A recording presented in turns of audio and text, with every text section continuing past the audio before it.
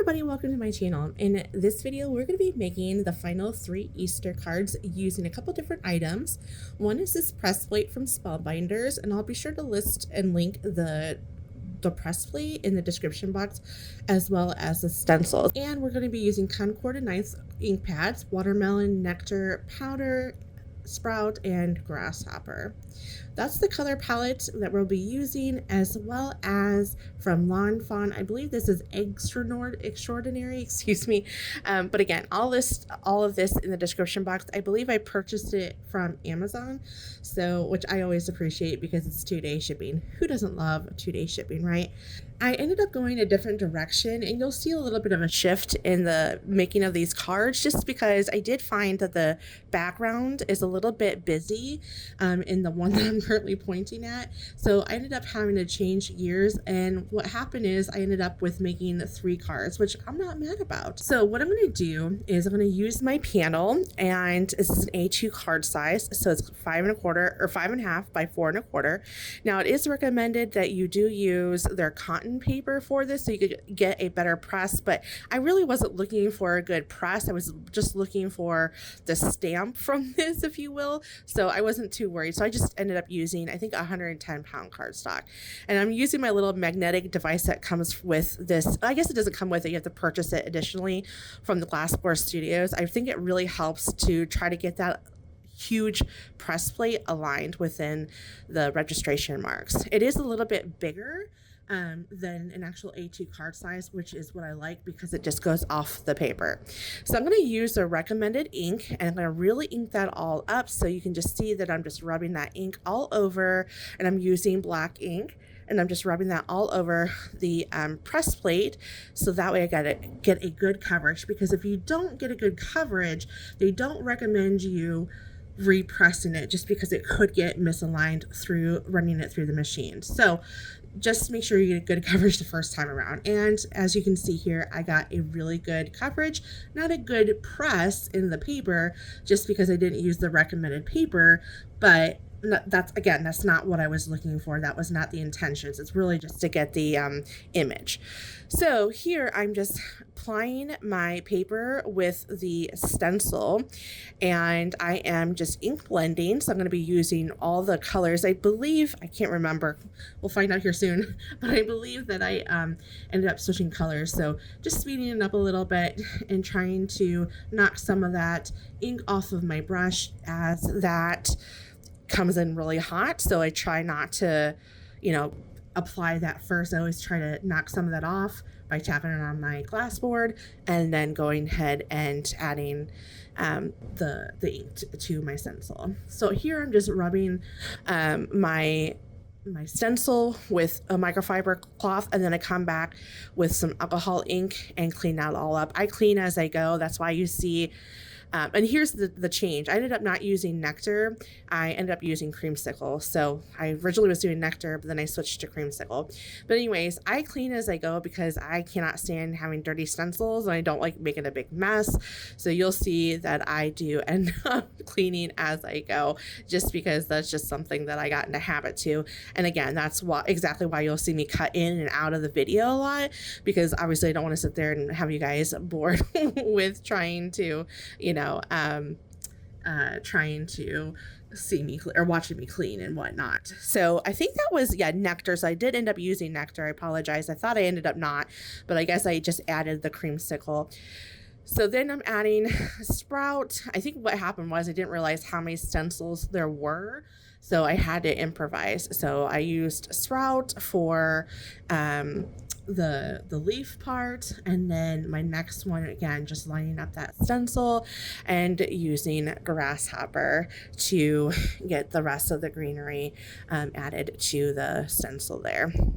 And then I have one more stencil to use, and so again, just laying that on my cardstock, and I just ended up using grasshopper again. I didn't want to introduce a new color, and just really made it a stronger ink blend in comparison to the first time around that I did that. And you can definitely tell it makes a difference. It's in the same color family, and I think it looks good. We'll take a look at that again a little bit later. So here I'm using Lawn Fawn's stamps, and I do have the coordinating dies with that, so I'm just kind of figuring out which ones that I will be using and placing them on some scrap piece of cardstock. I believe that's 80 pound. And then I'm going to be using some alcohol markers. I believe it's Copics. So you want to use an alcohol, or sorry, not want to use alcohol. You want to use a alcohol-friendly ink to stamp your stamps, because you don't want that ink to run while you're trying to color in your stamp. So Memento Tuxedo Black is a really good ink for you to get a good impression and to be able to color with your Copic markers. So using my Misty, just closing that door, using my little pressure tool, which I absolutely love, and then just open it up, and looks like I didn't get a good impression in some areas, so I just kind of hit that pressure tool with it one more time, and I ended up restamping it again off camera. So I don't have the Copic color numbers, and I apologize. This actually I had no intentions of doing a voiceover. I'm not a big fan of doing them, but apparently I selected the wrong setting in my camera while I was recording, and it only recorded the video, not the audio as well. So I actually did that to like 2 other videos. I was so frustrated because I just don't like doing that, but it is what it is. So here we are. So in the video when I was making it, I did say what the Copic numbers are, but again, I can't really see it that well. It's kind of blurred. My camera's not picking it up really well, so I apologize.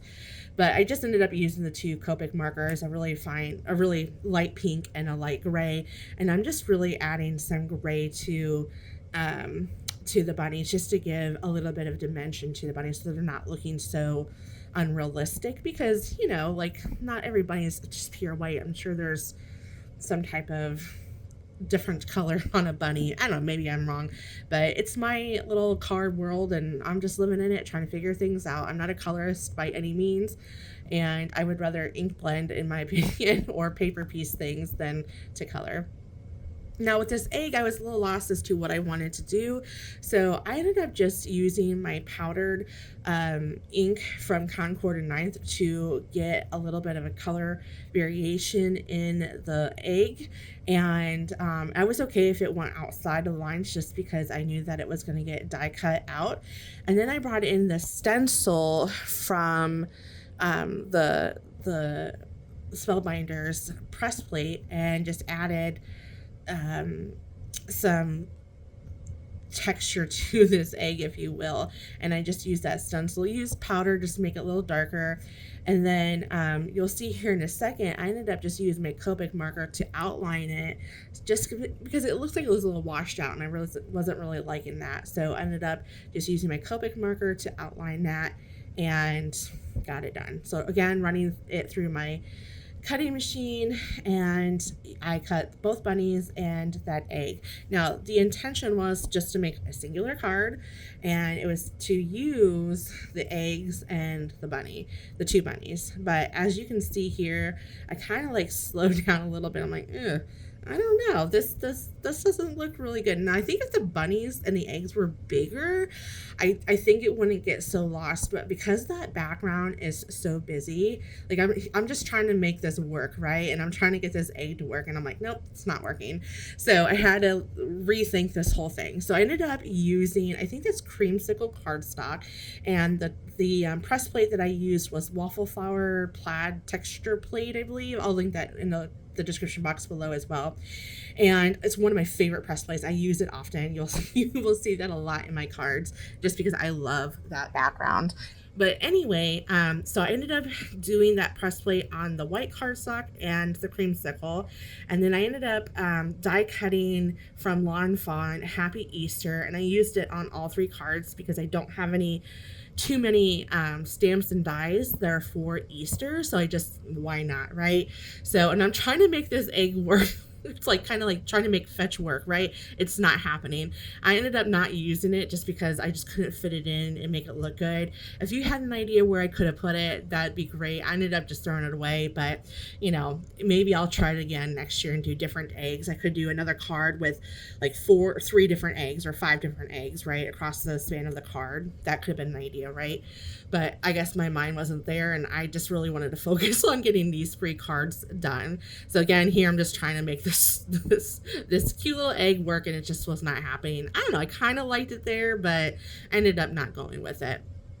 So I did ended up cutting like 3 layers in total of the Happy Easter and just glue them all together just because I wanted to provide some dimension to the word Happy Easter, and I knew foam tape was not the route that I wanted to go just because of how narrow those letters are, and I just thought, that's not a good idea. So I just used my glue from it's art glitter glue, and then I'm using my T-square to go ahead and get that straight and aligned to my card. Now there's not much more that I can do with this, and that card's color cardstock is watermelon, by the way. They have Easter from the first card that we just completed. So here I'm just again trying to get that Happy Easter all aligned with my T-square, and then my bunny gets glued there at the top, just kind of figuring out if it looks good. It does. Perfect. Let's glue it down. I did not add additional layers to that bunny, so it's pretty flat. It has no dimension to it, and I just really wanted that Happy Easter to pop and then have that bunny in the background, if you will. And I just think it looks really cute. And then same process for this last card, and again using that T-square. I would recommend getting a little T-square for your card making quest. It really does help. And then adding that little Easter, and then I use these embellishments from Pink Fresh Studio, and I just really think it adds that much more to the card. I really do like it. I end up using the same embellishments for this card as well, but then for the last card you'll see here in a moment, I ended up not using those because it didn't really jive well with that card. And here's what that one looks like. And then lastly, I just used these gold metallic embellishments, and I ended up putting them kind of everywhere on the card. And I don't think I did a rule of 5. Maybe I did do 5, but I put some on the letters.